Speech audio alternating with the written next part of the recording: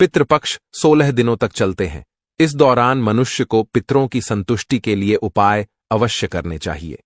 जो भी पूरी श्रद्धा से अपने पितरों की मुक्ति की कामना करता है, उसके पितृ उसे सुख समृद्धि का आशीर्वाद प्रदान करते हैं।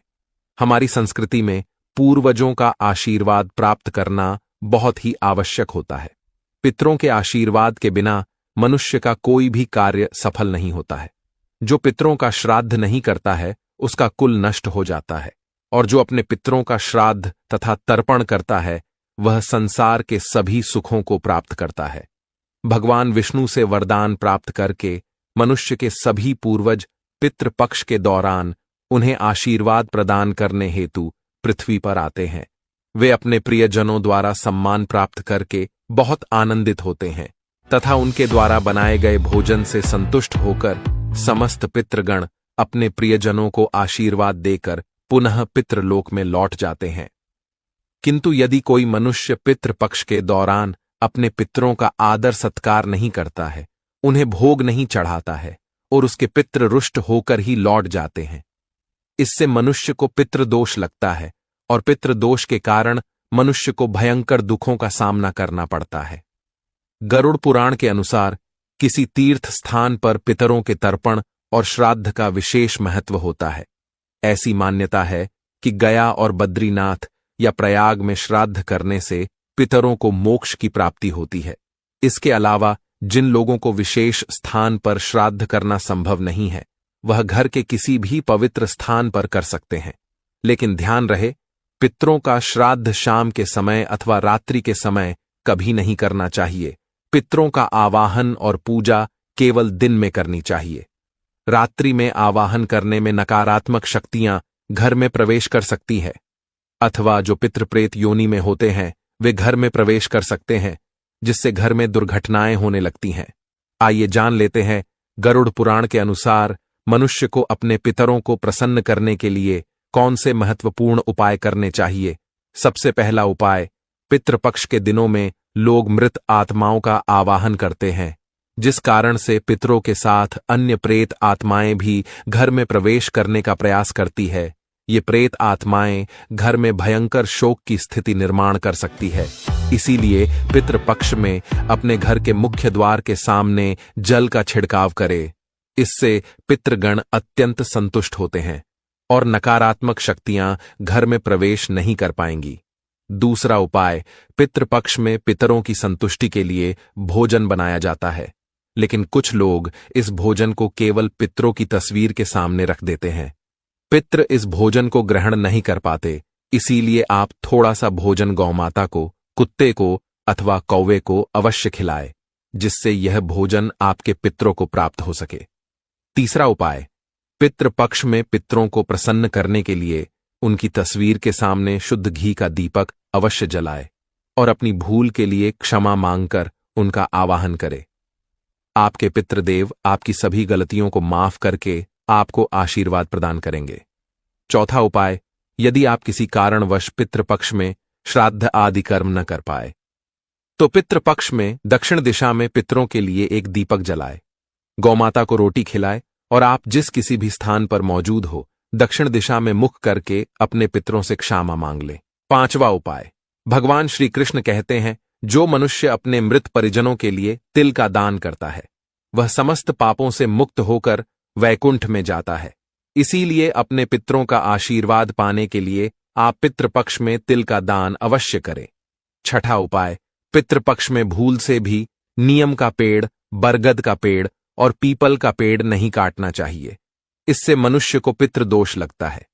पितृपक्ष में सर्प को मारने वाले व्यक्ति को भी पितृदोष का सामना करना पड़ता है। पितृदोष से बचने के लिए पितृपक्ष में एक पीपल का वृक्ष अवश्य लगाना चाहिए। इससे सभी दोष समाप्त होते हैं।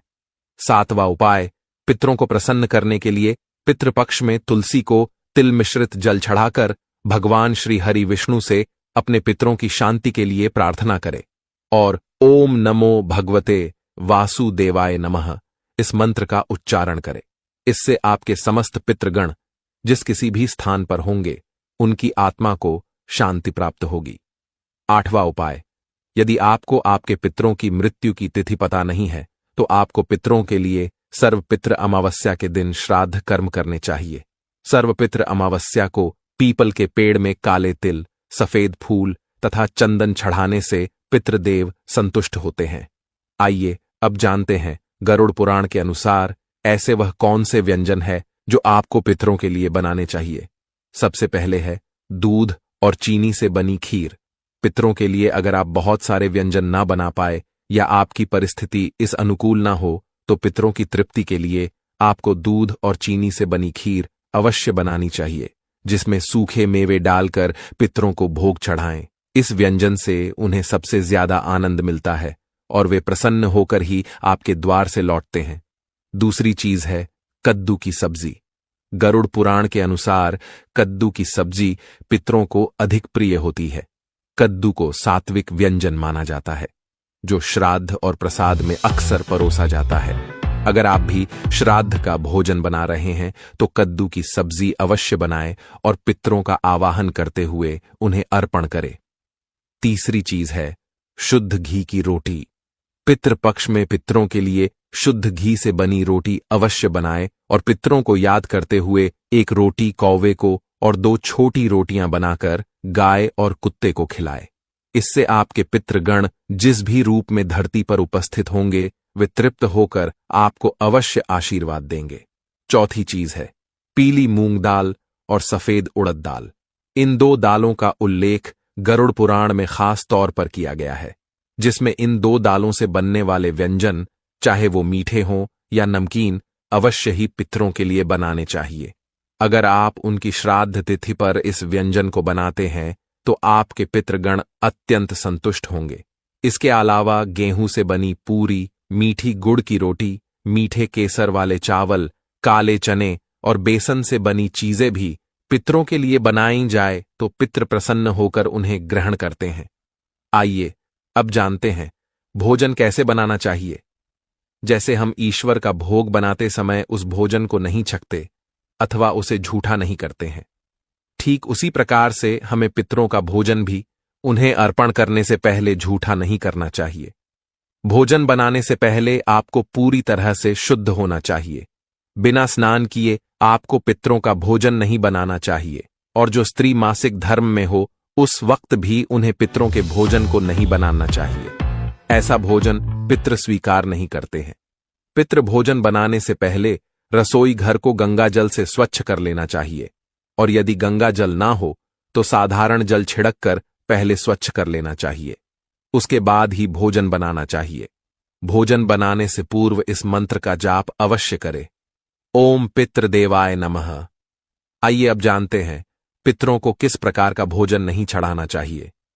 सबसे पहली बात, कई लोग मानते हैं कि उनके पितरों को मांसाहार भोजन पसंद था तो उन्हें पितृ श्राद्ध पर मांसाहार बनाकर खिलाना चाहिए, किंतु ऐसा करना अनिष्टकारक हो सकता है। जब आपके पूर्वज पितृलोक में प्रवेश करते हैं तो उनका भोजन सात्विक बन जाता है। इसीलिए पितरों के लिए केवल सात्विक भोजन ही बनाएं। तामसिक व्यंजन जैसे प्याज, अदरक और लहसुन आदि का प्रयोग भी श्राद्ध भोजन में नहीं करना चाहिए। ऐसा भोजन पितृदेव स्वीकार नहीं करते हैं। पितृपक्ष के दौरान कभी किसी बुजुर्ग का अपमान नहीं करना चाहिए, इससे हमारे पितृ रूठ जाते हैं और हम उनके आशीर्वाद से वंचित रह जाते हैं। पितृपक्ष में अपने बड़े बुजुर्गों को सम्मान देना चाहिए, उनके हाथों से दान धर्म करना चाहिए। ऐसा करने पर मनुष्य को श्रेष्ठ फलों की प्राप्ति होती है। तो आइए अब जानते हैं पितृपक्ष में कौन से कार्य नहीं करने चाहिए। सबसे पहली बात, शास्त्रों के अनुसार पितृपक्ष में पितृदेवता घर पर किसी भी रूप में पधार सकते हैं। इसलिए घर के द्वार पर आए किसी भी पशु या व्यक्ति का अपमान नहीं करना चाहिए। दहलीज पर आने पर किसी भी शख्स को भोजन कराएं और आदर करें। खासकर यदि घर के द्वार पर कोई गौमाता अथवा कोई कुत्ता आता है तो उसे कभी धुतकारना नहीं चाहिए, बल्कि उनका सम्मान करके उन्हें रोटी अवश्य खिलानी चाहिए।